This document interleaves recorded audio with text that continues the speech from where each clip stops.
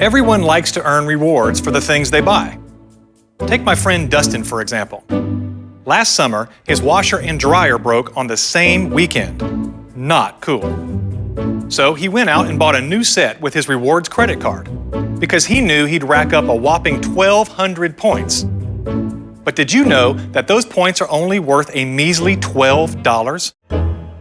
Dustin could have paid smarter if he had used his home equity line of credit, or HELOC. Let's look at the math.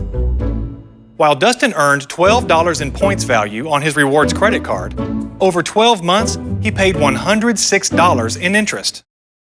Had he used his Tyndall HELOC card instead, the much lower interest rate would have saved him over $85. Kinda makes those rewards seem a little less rewarding, don't you think?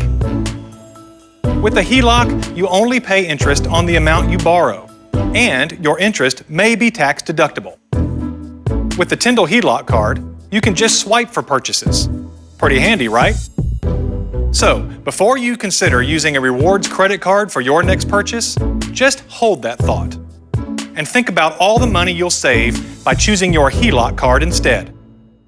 Check out our other videos and learn more about why a HELOC is a smarter way to pay.